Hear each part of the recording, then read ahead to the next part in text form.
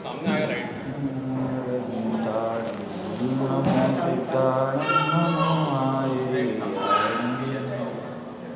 नमो वज्राय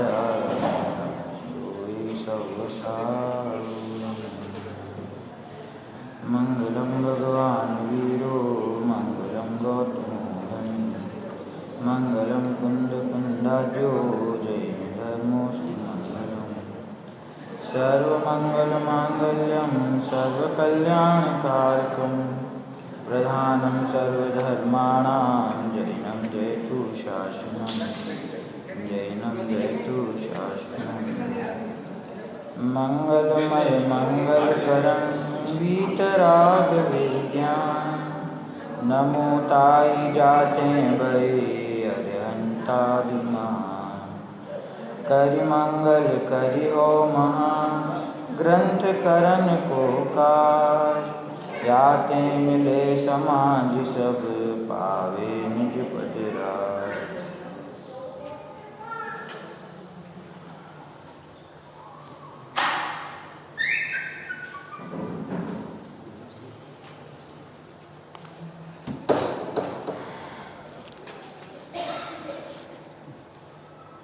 उत्तम त्याग धर्म की आराधना का मांगलिक दिवस है।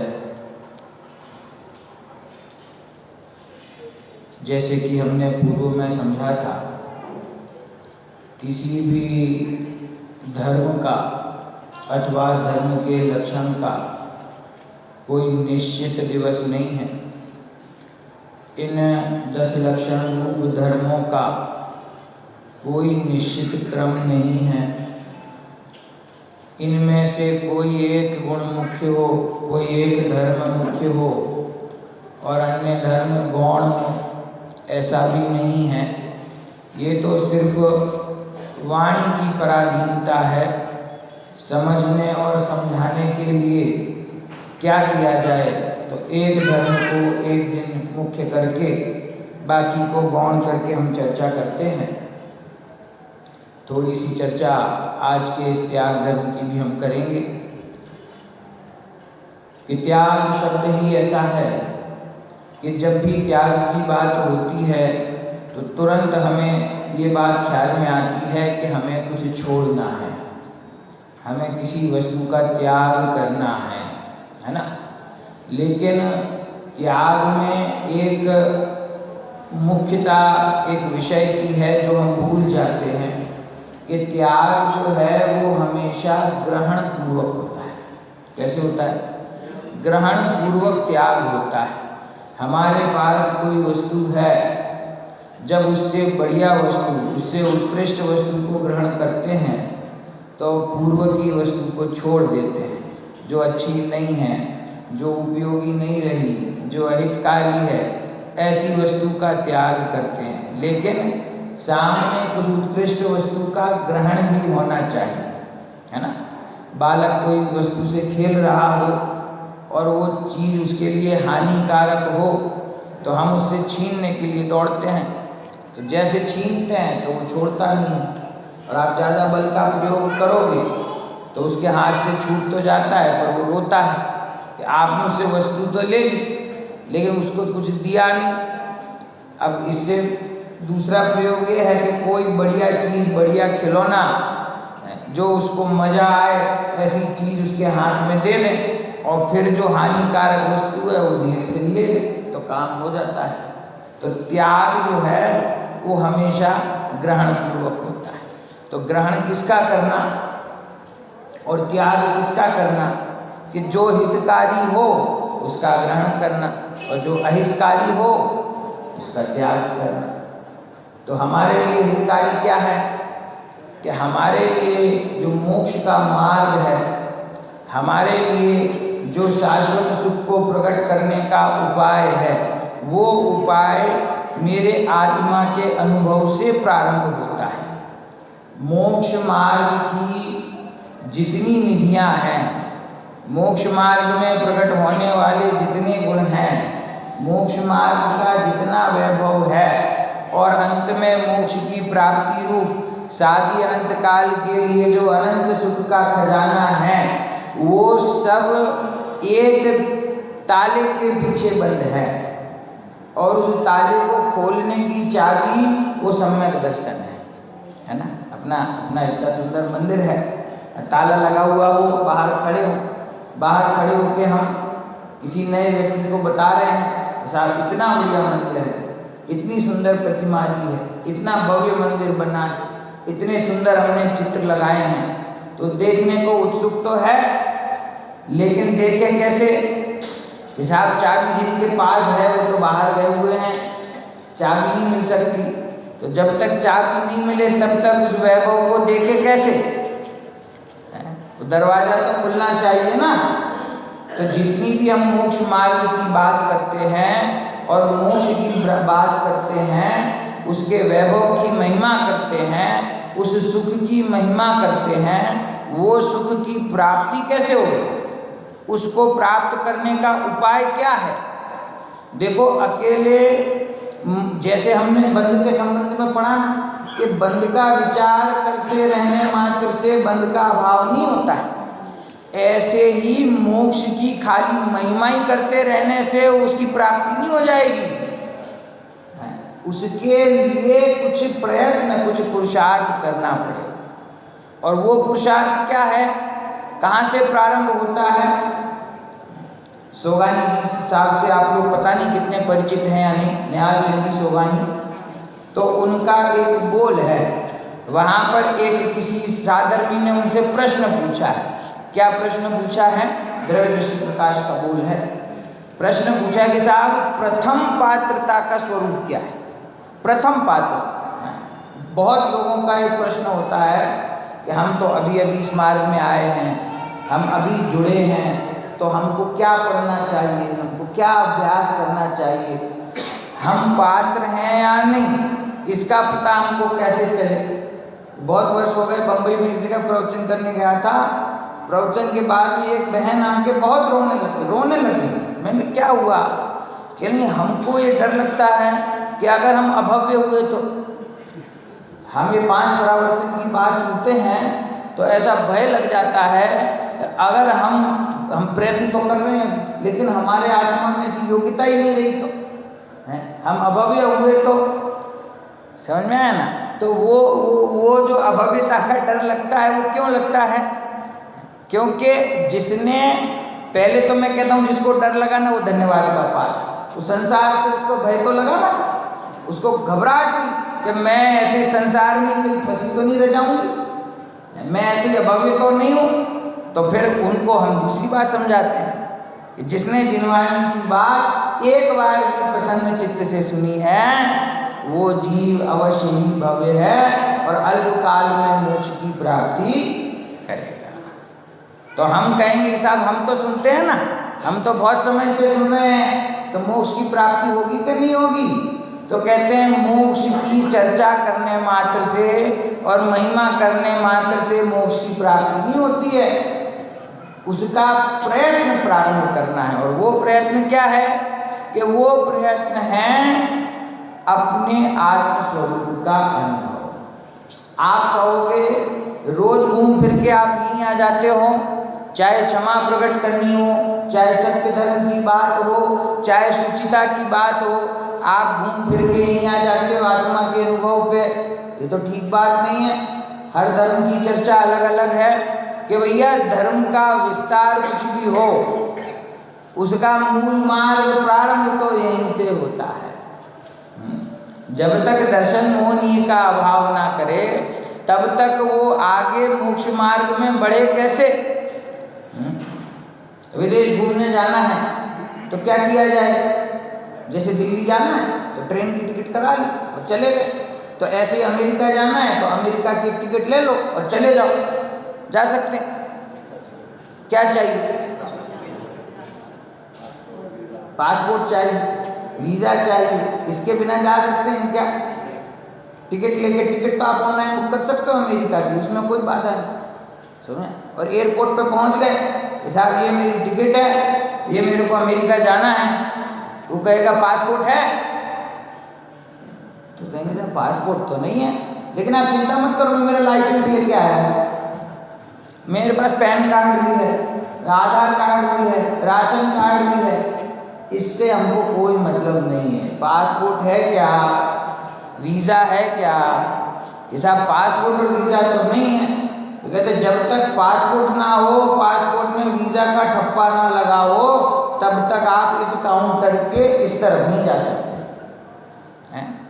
चाहे आपके पास बाकी सब कुछ हो, लेकिन वहाँ जाने के लिए जो कंपलसरी जो डॉक्यूमेंट चाहिए, वो डॉक्यूमेंट आपके पास नहीं है। कि हमको साहब मोक्ष मार्ग में आगे बढ़ना है, हम प्रयत्न तो करते हैं, हम भक्ति करते हैं, हम पूजा करते हैं, हम व्रत तप भी करते हैं, हम उपवास भी करते हैं, हम तीर्थ यात्रा भी जाते हैं, कि आप सब करते हैं, बहुत अच्छी बात है, लेकिन आपके पास सम्यक दर्शन की मोहर है क्या? कि सम्यक दर्शन की मोहर नहीं है कि जाओ जरा पीछे जाओ, लाइन में से हटो, दूसरे लोग बहुत हैं, लाइन में से पीछे हटना पड़ेगा। और उस तरफ ही दुर्भाग्य से हमारा ध्यान नहीं है। सब करते हैं, लेकिन एक जो मार्ग प्रारंभ जहाँ से होता है, मैं आपको सोगानी जी की पुस्तक का बोल बता रहा था कि पहले क्या करना, क्या अभ्यास करना, कहाँ से शुरुआत करना, तो उनका जवाब क्या है पता है? अपनी दृष्टि का अपने आत्मा में प्रसरना, ये पहली पात्रता है। क्या कहा? हमको लगता है साहब ये तो सबसे उत्कृष्ट वाली बात है, ये तो सबसे अंत में होने वाला काम है। वो कहते हैं यहाँ ये प्रथम पात्रता है। जिस जीव की दृष्टि अपने स्वरूप में वहाँ जाती है, स्थिरता को प्राप्त करती है, वहाँ से प्रथम पात्रता शुरू होती है। अब यहाँ से शुरू हुआ है खेल। सम्यक दर्शन प्राप्त किया तो वो मैंने वो दिन लूडो का उदाहरण दिया था ना, ख्याल में है कि नहीं? सम्यक दर्शन होगा तो खेल शुरू होगा, उसके पहले तो खेल ही शुरू नहीं हो रहा है।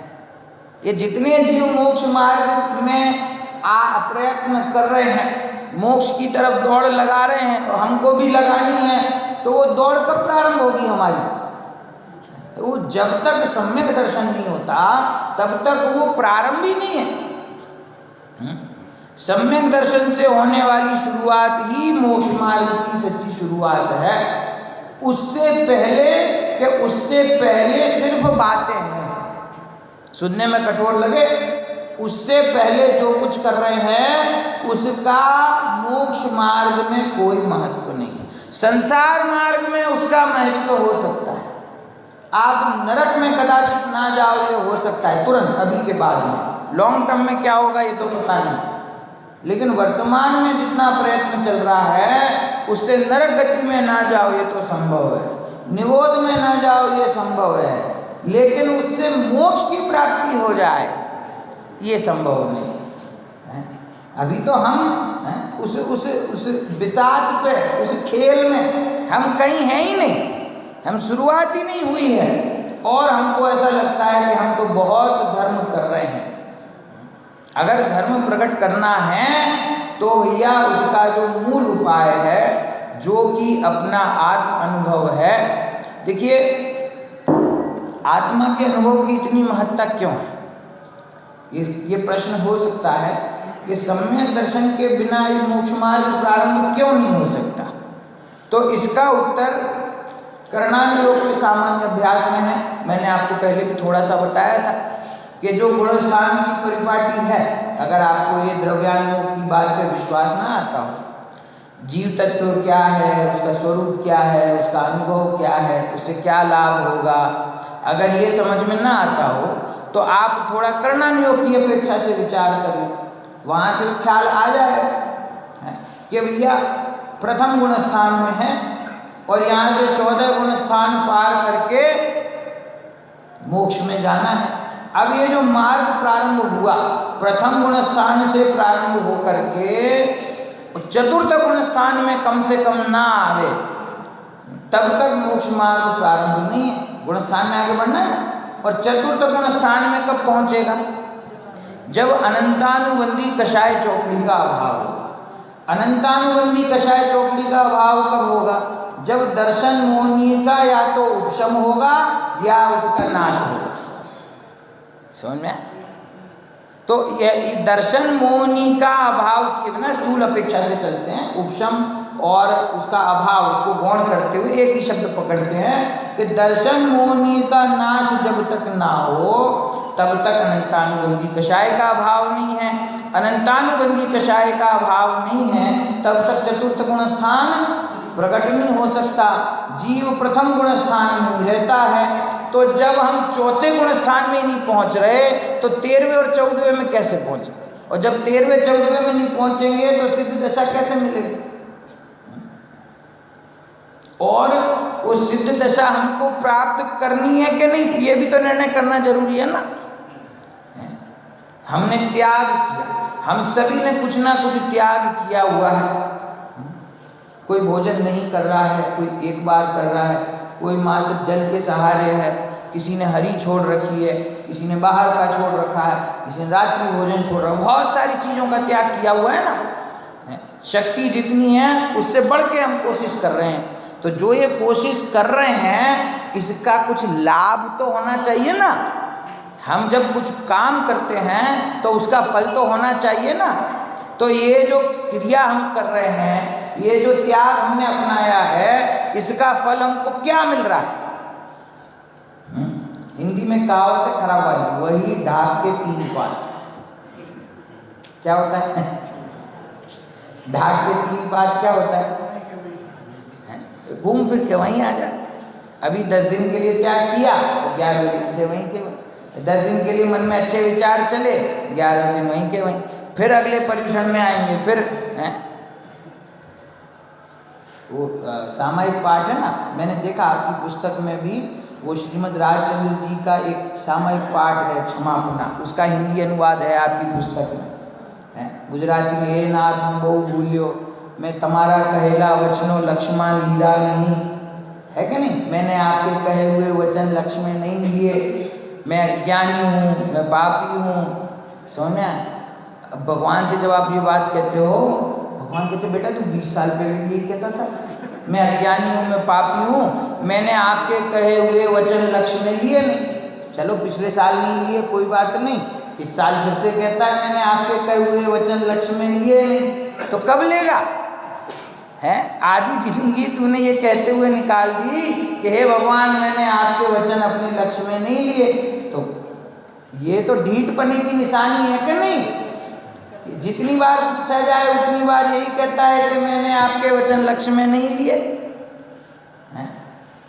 बल्कि देखो भक्त की भावना कितनी बलवती होती है, भगवान के कहे हुए वचन तो लक्ष्य में नहीं लिए।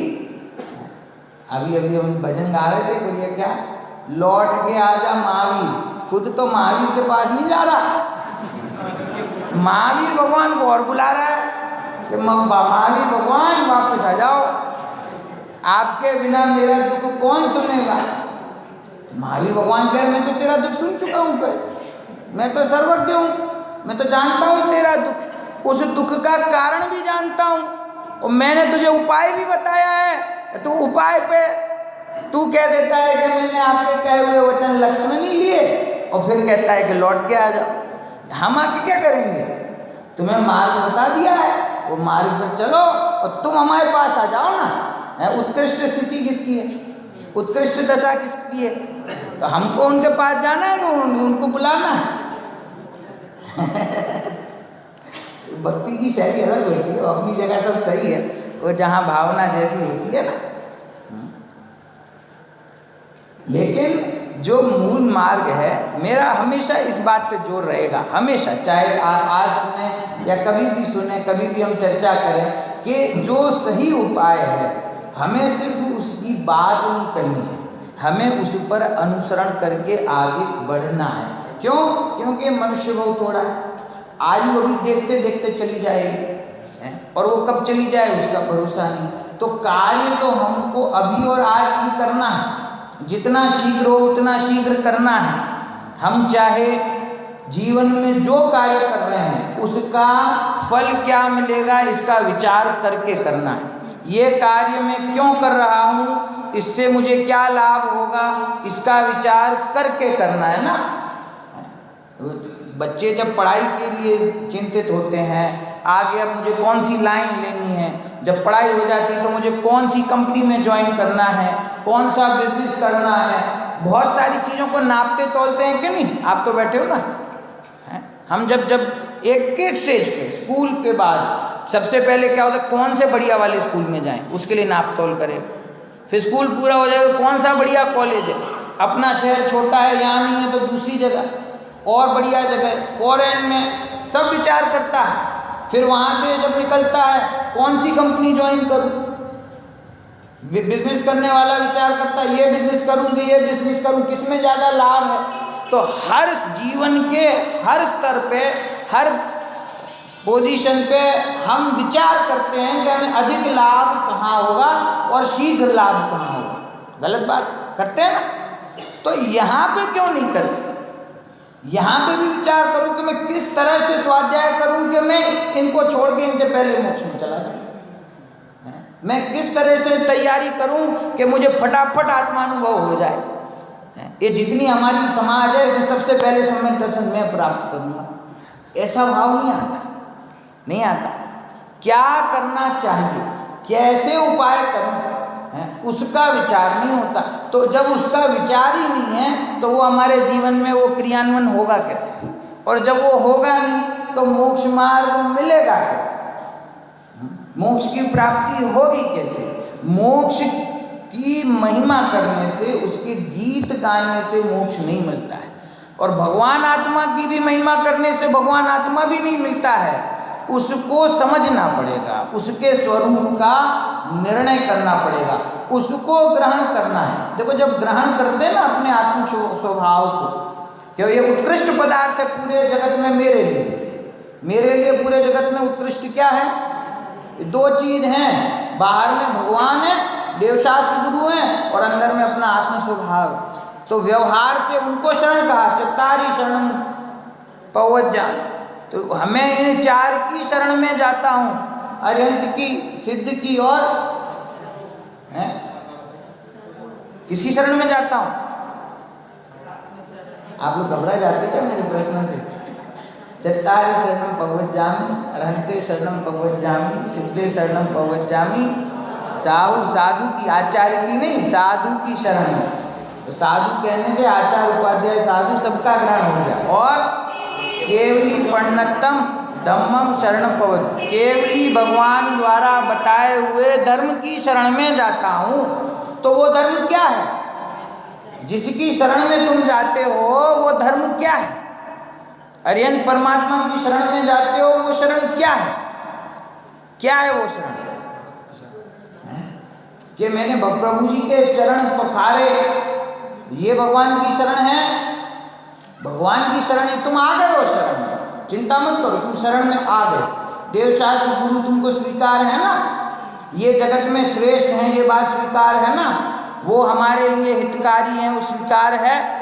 वो जो मार्ग बता रहे हैं उस पर चलूँगा तो मेरा हित होगा, ये बात स्वीकार है। तो शरण में तो आ गए, अब क्या करना कि उनने जो मार्ग बताया उस पर चलकर अपनी आत्मा की प्राप्ति करना, यही शरण है।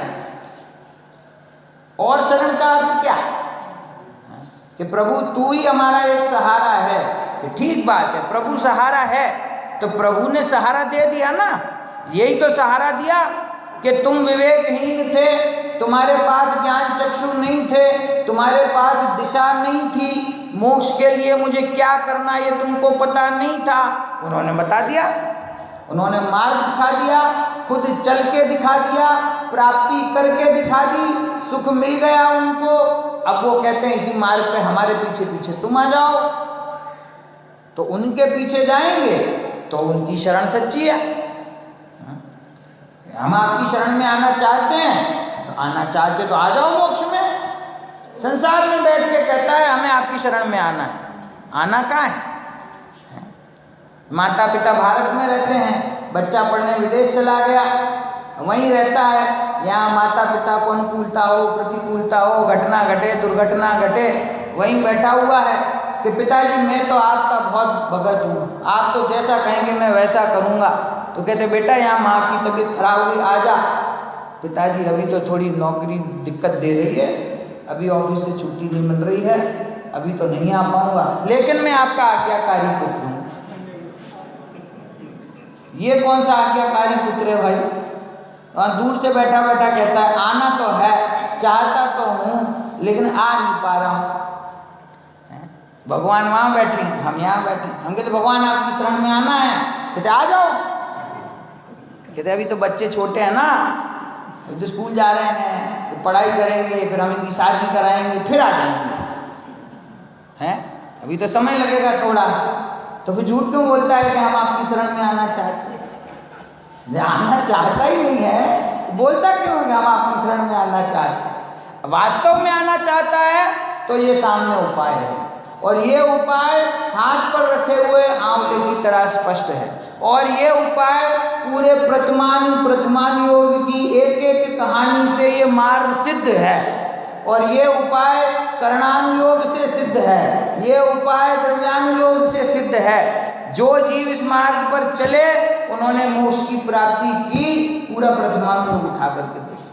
तो इतना हमने तुम्हें मार्ग बता दिया, उस मार्ग की प्रामाणिकता बता दी, और उस पर चलकर सुखी होने वाले जीवों के नाम तक बता दिए। अब इससे ज़्यादा और क्या प्रूफ चाहिए? कि इतने पे भी यदि काम शुरू नहीं करता है तो इसका मतलब है कि वास्तव में मोक्ष की रुचि नहीं है, वास्तव में मोक्ष मार्ग के लिए अभी प्रयत्न तेरा शुरू हुआ नहीं है। कुछ भी त्याग करना हो तो उससे पहले अपने स्वरूप का, जो कि जगत में उत्कृष्ट है, उसकी प्राप्ति। आचार्य देव ने तो परिभाषा पता क्या कही है? निज शुद्धात्म परिग्रहम कृत्वा, परिभाषा का की त्याग की। तो क्या कह रहे हैं? निज शुद्धात्म परिग्रह कृत्वा बाह्याभ्यंतर परिग्रह निवृत्ति ही त्याग। त्याग की परिभाषा जिनवाणी में क्या है? बाह्य और अभ्यंतर, बहिरंग और अंतरंग परिग्रह का त्याग ही वास्तव में त्याग है। लेकिन उससे पहले एक शब्द लगा दिया, निज शुद्धात्म परिग्रहम कृत्वा, अपने शुद्धात्मा को ग्रहण करके और उस ग्रहण पूर्वक अंतरंग और बहिरंग परिग्रह का त्याग करना, ये ही वास्तव में सच्चा त्याग है। तो पहले शुद्धात्मा को ग्रहण करने की बात है। कोई कहेगा कि हमको कुछ त्याग करना है, हमने अभक्ष का त्याग कर दिया, हमने 5 इंद्रिय के विषयों में अमुक चीज़ों का त्याग कर दिया, तो इस त्याग करने के लिए शुद्धात्मा के ग्रहण की क्या आवश्यकता है? ये तो उसके बिना भी संभव है ना। न्याय से विचार करें तो ये वस्तु का त्याग करना तो ये तो संभव है, इसके लिए शुद्धात्मा ग्रहण हो, इसकी क्या आवश्यकता है? वो कहते हैं देखो, शुद्धात्मा का ग्रहण नहीं होगा ना, तो उस ग्रहण के बिना जो तुम त्याग करते हो, वास्तव में क्या त्याग करते हो उसका विचार। उस वस्तु के प्रति राग का भाव, उसको भोगने का भाव, इसमें सुख है ऐसा भाव, ये तो छूटता नहीं, वस्तु छूट जाती है। तो वस्तु को तुम क्या छोड़ोगे? वस्तु तो छूटी हुई है। जगत में जितने पदार्थ हैं वो तो हमसे छुट्टे ही है ना, वो तो भिन्न ही है। कोई ब्रह्मचर्य धारण करे तो कहे कि मैंने पत्नी का त्याग कर दिया, तो पत्नी का त्याग कर दिया मतलब पत्नी तो तुमसे पहले से अलग ही है ना, तुम एक अलग जीव हो, वो एक अलग जीव है कि वो तो भिन्न ही है। तो फिर त्याग क्या हुआ? तो त्याग तो होता है उसके प्रति जो मोह भाव है उसका, त्याग होता है उसके प्रति जो राग भाव है उसका। तो अल्टीमेटली वहीं आ गए ना, छोड़ना क्या पड़ता है? वस्तु नहीं, वस्तु संबंधी राग भाव। और राग भाव का त्याग कब होगा? कि जब तू अपने शुद्धात्मा का अनुभव करेगा तभी तेरा पर पदार्थ संबंधी राग है उसका अभाव होगा। वस्तु थोड़ी छोड़नी है, अभक्ष छोड़ दिया। अभक्ष छोड़ दिया मतलब क्या? कि अभी तक आलू के बिना खाना नहीं खा पाते थे, कुछ भी खाओ आलू तो चाहिए ही, उसके बिना कैसे भोजन करें? तो ये जो ग्रद्धता थी ना, उस ग्रद्धता को छोड़ना। आलू तो छूटा छूटा है ही है, वो तो बाजार में रखा है, तुम ना लाओ, घर में तो छूटा हुआ ही है, उसमें क्या है क्या नहीं? कई बार ऐसा होता है कि जैसे प्रतिज्ञा लेनी होती है ना कि साहब अभक्ष भक्षण नहीं करते, कैसा करते तो नहीं है, तो प्रतिज्ञा ले लो, तो कहते प्रतिज्ञा नहीं लेते हैं, खाते तो नहीं है लेकिन प्रतिज्ञा नहीं लेते हैं। क्यों नहीं लेते हैं? कि कभी कभार शादी में ब्याह में गए तो, पार्टी में गए तो फिर वहाँ तो खाना पड़ेगा ना, तो फिर प्रतिज्ञा लेंगे तो बंध जाएंगे, तो छोड़ते नहीं है, तो खा नहीं रहा है लेकिन उस संबंधी राग उसको बराबर अंदर में पड़ा हुआ है कि नहीं पड़ा हुआ है, तो छोड़ना क्या है? देखो जिनवाणी कहती है ऐसे समय में, ऐसी परिस्थिति में तुम छोड़ो कि नहीं छोड़ो, पाप तो लग ही रहा है। समझ में आया? क्यों? क्योंकि अंदर में ये भाव पड़ा हुआ है कि कभी जरूरत पड़ी तो हम ले लेंगे। तो फिर ऐसे त्याग का क्या अर्थ है? तो फिर त्याग क्या करना है कि उसके प्रति जो गृद्धता, राग का भाव है, उसको भोगने का जो भाव है, उसका आनंद लेने का जो भाव है, उसका त्याग करना है कि मैं इस पदार्थ संबंधी राग का त्याग करता हूँ। तो त्याग तो राग का होता है, कहा जाता है ऐसा है कि वस्तु का त्याग कर दिया। और वो जो राग का भाव है वो हमने इतने दिनों में समझा, अकेला एक राग ऐसे नहीं जाता है, वो तो अनंतानुबंधी के स्तर का मोह राग द्वेष समस्त कषाय परिणाम नौ कषाय के भाव सब एक साथ जाते हैं। और अनंतानुबंधी का अभाव करने के लिए भैया दर्शन मोहनी कर्म का अभाव करना तुमको आवश्यक है। और उसका अभाव पूरी जिनवाणी में कहीं आत्मानुभव के अलावा दूसरा कोई उपाय बताया हो दर्शन मोहनी के अभाव का, तो आप हमें बताइए। जिनवाणी में सम्यक दर्शन की 2-3 परिभाषाएं आई कि सच्चे देव शास्त्र गुरु का श्रद्धान करना वो सम्यक दर्शन है, 7 तत्वों का श्रद्धान करना वो सम्यक दर्शन है, और आपा पर का भेद विज्ञान करना वो सम्यक दर्शन है, और आत्मानुभूति का प्रयत्न होकर के और आत्मानुभूति प्रकट हो वो सम्यक दर्शन है। इसी मोक्ष मार्ग प्रकाशक में आगे एक प्रकरण है, ये चारों परिभाषाओं का अर्थ एक ही है, उसके अलावा दूसरा कोई उपाय नहीं है, उपाय तो एक ही है।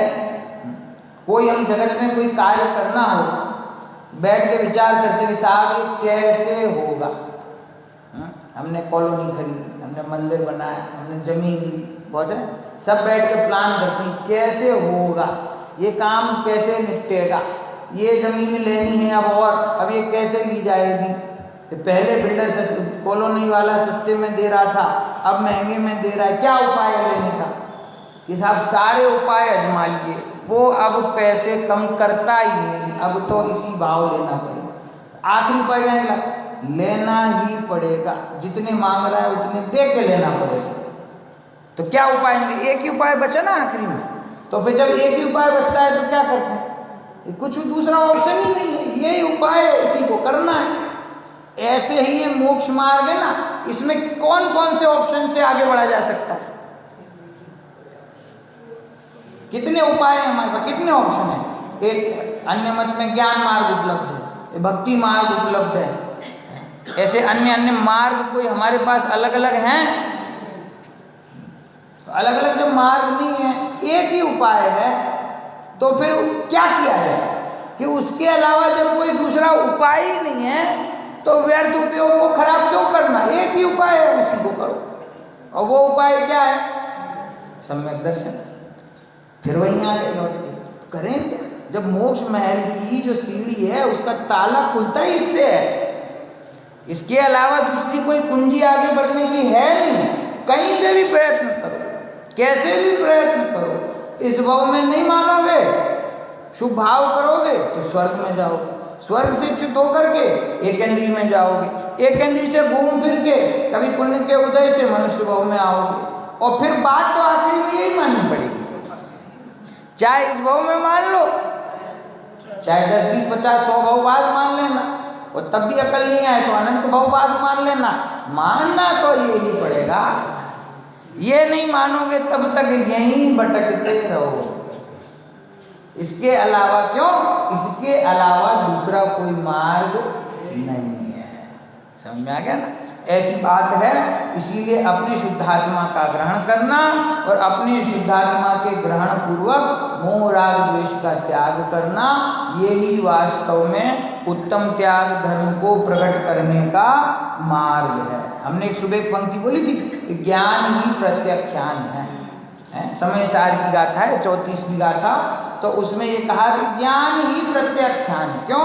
कि जब निज को निज और पर को पर जान लिया तो पर जो है वो अपने से भिन्न हो जाता है। क्यों? पहले से भिन्न ही है, उसको भिन्न जानना है, करना कुछ नहीं है, उसको भिन्न जानना है। भिन्न जानने से वो भिन्न हो जाता है। आपको लगेगा इतना सरल है तो वास्तव में इतना ही सरल है, करना कुछ नहीं। जो उदाहरण दिया जाता है ना, उदाहरण स्थूल होता है, इसीलिए उस उदाहरण में ऐसा लगता है कि कुछ तो करना पड़ेगा। सुबह समय सार में उदाहरण है कि लकड़ी की संधि में वार करने से 2 टुकड़े होते हैं, तो लकड़ी में तो तोड़ने के लिए वार करना पड़ेगा, और यहाँ पे आत्मा और बंध को भिन्न करने के लिए कोई वार नहीं करना है। वो भिन्न भिन्न है इतना जानना है, उनके लक्षणों को भिन्न भिन्न जानना है। तो जो अपना है उसका ग्रहण हो जाता है, और जो पराया है उसका त्याग अपने आप होता है। त्याग है ना, त्याग भूमिका के अनुसार सहज होता है, उसको करना नहीं पड़ता है, अपने आप होता है। सही वस्तु का ग्रहण हो गया, जो हमें हित का उपाय बताने वाला है, उसका जिसके जहाँ से हमारे सुख का मार्ग निकलता है उसका ग्रहण हो गया, तो जो अन्य अनुपयोगी वस्तु है, अहितकारी वस्तु है, अहितकारी भाव है, उनका त्याग तो स्वयं अपने आप हो जाता है, उसमें कुछ करने की जरूरत नहीं है। प्रयोजन भूत को पकड़ा तो अप्रयोजन भूत का अपने आप त्याग हो जाता है। समझ में? दान देते ना, अभी त्याग धर्म है तो एक परंपरा है कि भाई त्याग धर्म के दिन हम कुछ ना कुछ दान 4 प्रकार, 4 संग को दीजिए, धन बिजली उन्हार, नरभव लाओ लीजिए, है ना? तो कुछ ना कुछ त्याग करने की परंपरा है। तो अब आप विचार करना कि जब दान देते हैं ना, तो दान देते हैं तो क्या प्रश्न होता है, कितना दान दिया। हमने मान लो मंदिर में धन राशि दी, तो कोई आपसे क्या पूछे, आपने कितना दान दिया? 1 लाख दिया, 2 लाख दिया, 5 लाख दिया, 10,000 दिया, 1,000 दिया, कितना दिया, है ना? और जो त्याग करते हैं ना, तो ये प्रश्न होता है कि कितना रखा। जो रखा उसको छोड़ के बाकी सबका त्याग है। समझा? जो जीव आगे बढ़ करके व्रतादि धारण करते हैं तो वो क्या करते हैं, अपने परिग्रह परिमाण को, उसका परिमाण करते हैं ना, उसको सीमित करते हैं। तो उनने क्या कहा कि हम 5 वस्त्र से अधिक नहीं रखेंगे। तो उनने क्या नहीं, 5 वस्त्र से अधिक जितने भी हो उसका हमारे त्याग है। दान तो आप थोड़ा कर सकते हो और अपनी वस्तु का कर सकते हो जिसको आपने अपना माना है, लेकिन त्याग जो है वो त्याग में आपने अपने आप को सीमित कर लिया इस दायरे में, इतना, इसके अलावा जो कुछ है वो सबके मेरा त्याग है। दान करने के लिए तो वो वस्तु चाहिए जिसका दान करना है। 1 लाख रुपया देना है तो 1 लाख रुपया चाहिए तो सही ना जेब में, लेकिन त्याग करने के लिए कुछ नहीं चाहिए। जो वस्तु आपके पास नहीं है उसका भी आप त्याग कर सकते हो। क्यों? क्योंकि वास्तव में कोई वस्तु का ग्रहण त्याग है ही नहीं, उस संबंधी जो राग है उसका त्याग। और राग का त्याग हम अभी कर सकते हैं, इसी वक्त कर सकते हैं।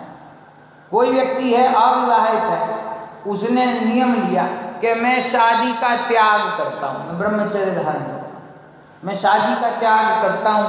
तो कि भैया हुई है क्या शादी? तो हुई नहीं, तो त्याग कैसे कर दो? कर सकते हैं। जिन नहीं हुई है उसका त्याग कर सकते हैं। क्यों? कि उस संबंधी जो मेरा राग भाव है वो राग भाव में छोड़ता हूँ। तो जो वस्तु नहीं है उसका भी त्याग हो जाता है। क्यों? क्योंकि देखो जो त्याग हमने किया ना वो हमारे विकारी भावों का त्याग, वस्तु का त्याग नहीं किया। वो दान करते हैं तो दान में तो वस्तु चाहिए। दान तो वास्तव में ना, दान तो बहुत पराधीन क्रिया है, दान में बहुत पराधीनता है और त्याग में पूरी स्वाधीनता है।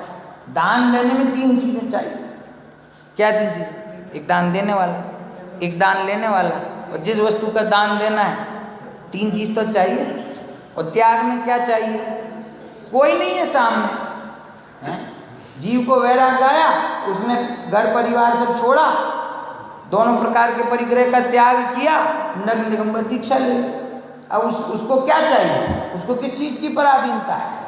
कोई पराधीनता नहीं। जब उसको अपने विकारी भावों में दुख लगा तो उसने छोड़ दिया। कहते हैं ऐसा संसार में दुख लगा। संसार में दुख मतलब संसार संबंधी अपना जो राग भाव है, उस राग भाव में दुख लगा तो उस राग भाव का त्याग करके और मुनिराज मोक्ष मार्ग में आगे बढ़ जाते हैं। तो वास्तव में थोड़ा सा विस्तार तो काफ़ी है इसमें, लेकिन आज अपने पास समय सीमित है। सिर्फ वस्तु के छोड़ने को हम त्याग ना समझें, सिर्फ वस्तु के दान को हम त्याग ना समझें, पैसे देने को हम त्याग ना समझें। पैसे देना ये अलग बात है, और पैसे देने को उत्तम त्याग धर्म समझना ये अलग बात है। मंदिर के लिए, धर्म प्रचार के लिए, प्रभावना के लिए अपनी शक्ति और भावना के अनुसार प्रत्येक साधर्मी दान देता है और देना चाहिए, लेकिन उस दान को वो उत्तम त्याग धर्म समझता हो तो भैया ऐसा नहीं। चाहे आपको ये बात अच्छी लगे या ना लगे, दान आपका दान है, हमको स्वीकार है, लेकिन वो त्याग धर्म नहीं, समझे? त्याग धर्म तो अपने हित को ध्यान में रख के होता है, और दान परोपकार के लिए होता है, ठीक है ना? दान जो है वो परहित के लिए होता है, समाज के हित के लिए, मंदिर के हित के लिए, और त्याग अपने हित के लिए होता है, उसमें दूसरे का कोई विचार नहीं।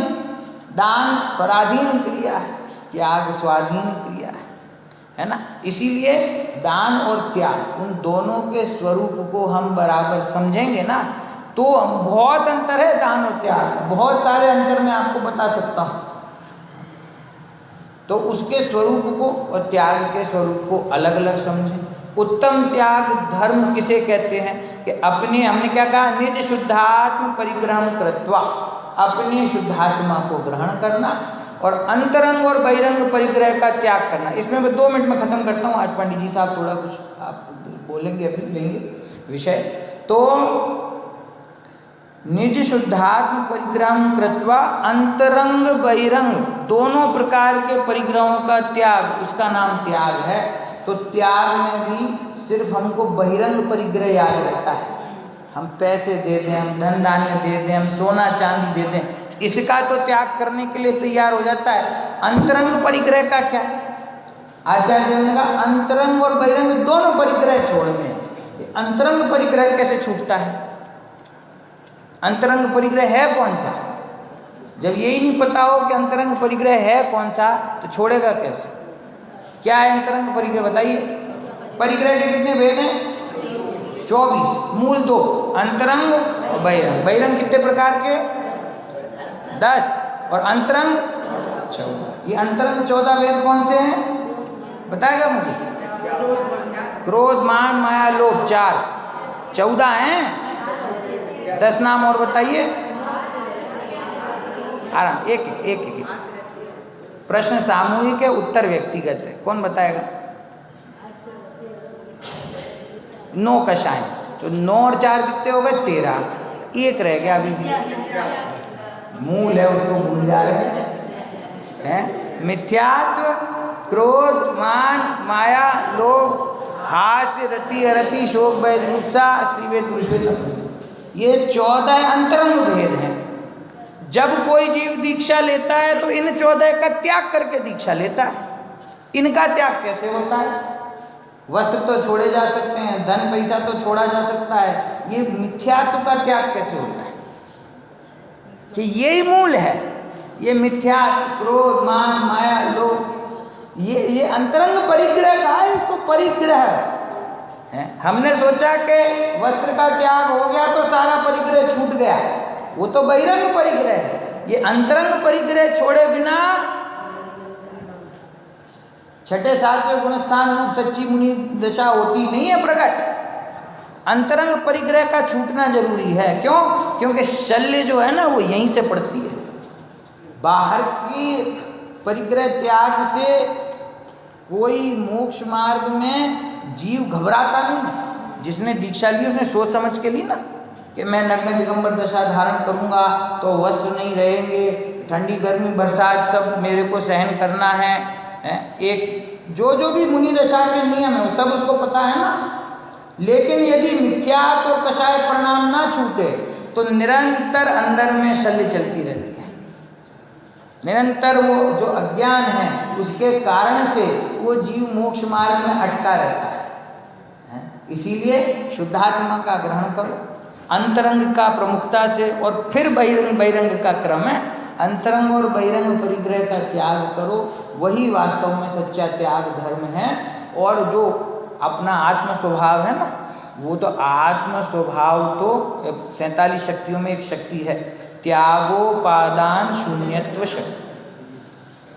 उसका एकदम संक्षेप में अर्थ करें तो क्या है कि यह जीव बाहर की किसी वस्तु और उनके निमित्त से प्रकट होने वाले विकारी भाव, उनके ग्रहण और त्याग दोनों से शून्य है। उपादान मतलब ग्रहण और उसका त्याग, क्योंकि जब ग्रहण ही नहीं होगी कोई वस्तु तो त्याग कैसे होगा। तो उस वस्तु का स्वरूप तो कैसा है कि जिसमें राग भाव कभी ग्रहण ही नहीं हुआ तो उसका त्याग क्या करे। और जब राग भी ग्रहण नहीं हुआ तो ये शरीर, ये बाह्य वस्तुएं, ये भोजन, ये शुद्ध भोजन और अशुद्ध भोजन, आत्मा दोनों ही ग्रहण नहीं करता। आप अशुद्ध को छोड़ते हो, शुद्ध तो ग्रहण करते हो ना। लेकिन आपका आत्मा जो है वो ना अशुद्ध भोजन ग्रहण करता है ना शुद्ध भोजन ग्रहण करता है। अब आप किसको ग्रहण करोगे और किसको त्याग करोगे? तो वस्तु स्वरूप तो परद्रव्य के ग्रहण त्याग से रहित है। अब जो परिणति के अंदर विकार है उसमें तुमने अज्ञान के कारण ऐसा माना कि ये सारी वस्तुएं मेरी हैं, तो ये अज्ञान में ग्रहण हो गया। और जब सच्चा ज्ञान हुआ तो परिणति में से इस अज्ञान का त्याग हो गया। इसी का नाम त्याग है। वस्तु तो अनादि अनंत परिपूर्ण शुद्ध स्वरूप है, उसमें तो परद्रव्य का कोई ग्रहण त्याग होता नहीं है। तो ऐसे अपने अरागी स्वभाव के आश्रय से परिणति का राग दूर हो और परिणति में वितराग भाव प्रकट हो, इस भावना से हम आज की बात समाप्त करते हैं। आप सभी अपने स्थान पर बैठे रहें। आदरणीय पंडित जी साहब अभी आपसे कुछ निवेदन करने वाले हैं।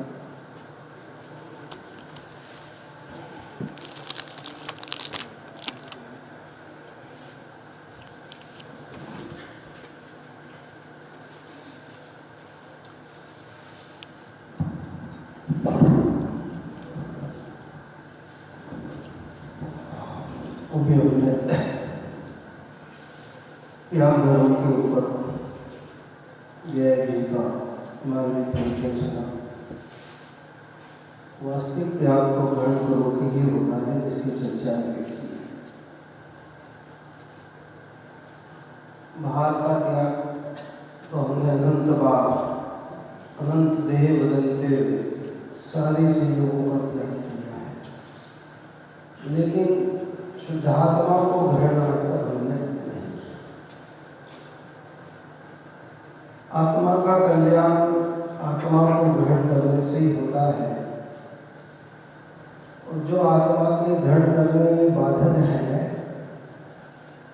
उनका त्याग आत्मा को ग्रहण करने से होता है। मिथ्यात्व कषाय ये आत्मा की घातक है, बाधक है।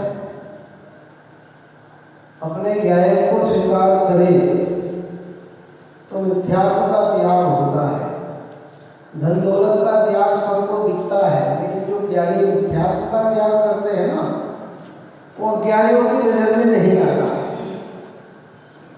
एक व्यक्ति सच्चे देव शास्त्र गुरु का उपासक है तो उसने काय का त्याग किया? बोलो। धन दौलत त्याग नहीं करता, लेकिन सच्चे देव शास्त्र गुरु का उपासक है तो त्याग काय का किया? उसने गहरी मिथ्या का किया ना। लेकिन उसकी महिमा किसी को नजर नहीं आती। किसकी? 10-5 लाख रुपए दे देंगे तो महिमा नजर आएगी कि अरे कितना बड़ा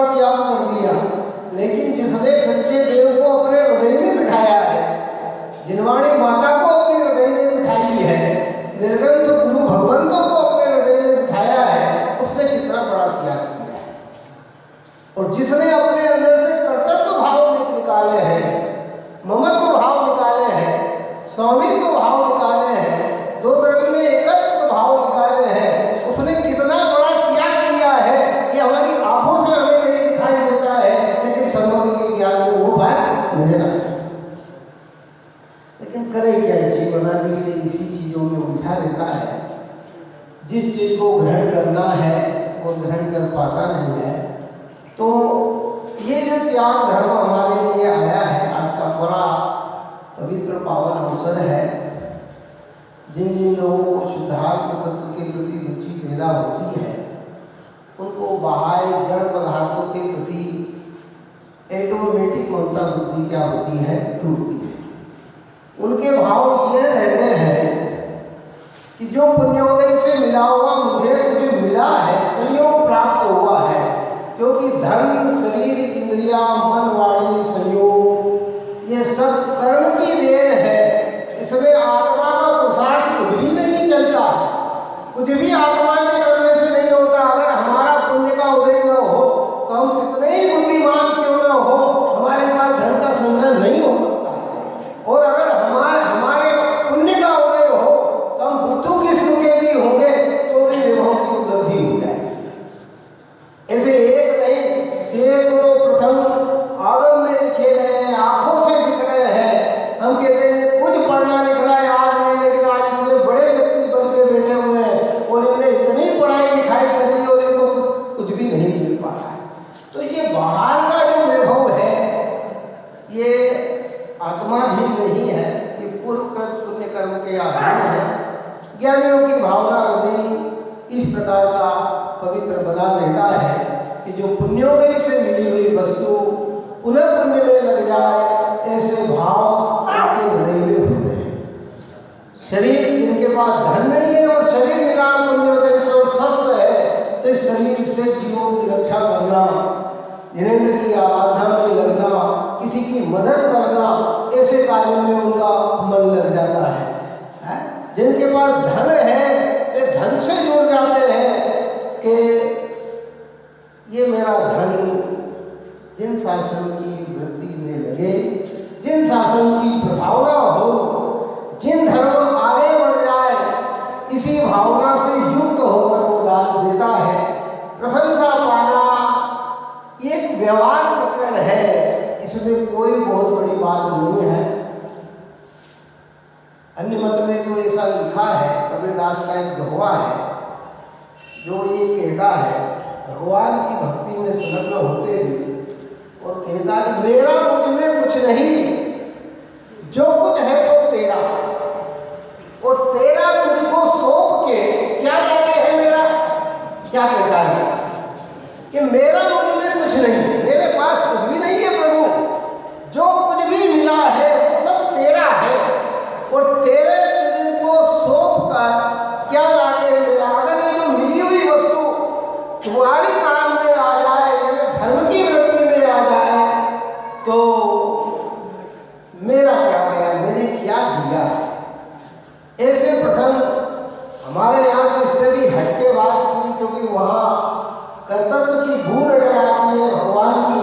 हमारे यहाँ तो कहते हैं कि बाह्य जगत कुछ भी नहीं मेरा, और न बाह्य जगत का मैं, यह निश्चय कर छोड़ अन्य को है। क्या कहते हैं हमारे यहाँ, क्या बताया कि बाह्य जगत कुछ भी नहीं है। जब दृष्टि का परिवर्तन चाहिए तो एक ही बात कि मेरा चैतन्य भगवान आत्मा के अलावा जगत में मेरा कुछ भी नहीं है, सारी चीजें फल है। इसलिए इनका जितना भी उपयोग सत्कर्म में लगे वो लगाना चाहिए। आज ऐसा ही प्रसंग है, निश्चय वास्तविक त्याग स्वरूप ग्रहण करने में ही है। सुबह भी पंडित जी साहब ने कहा था कि प्रत्याख्यान, दो वस्तुओं की भिन्नता को समझकर उसमें ममता बुद्धि हटा लेना, यही वास्तविकता का त्याग है। शरीर आत्मा को भिन्न समझकर, धन वैभव को भिन्न समझकर, अपने ज्ञान में अपनी मान्यता को जोड़ देना, यही वस्तु का त्याग है। और उस त्याग के साथ बाहर की प्रक्रिया बनती है। आज त्याग धर्म का अवसर है। विगत समयों में आप और हमें से मालूम ही है। ये पवित्र मंदिर जनायतन जिन धर्म आप और हमारे सबकी भावना की एक सफल प्रक्रिया है। सभी लोगों ने बहुत बहुत सहयोग देकर अपने उत्कृष्ट भाव को प्रदर्शन करते हुए इस पवित्र मंदिर की आराधना को बनवाया है। और उसी के साथ एक स्वाध्याय भवन की भावना भी आप और हमारे हृदय में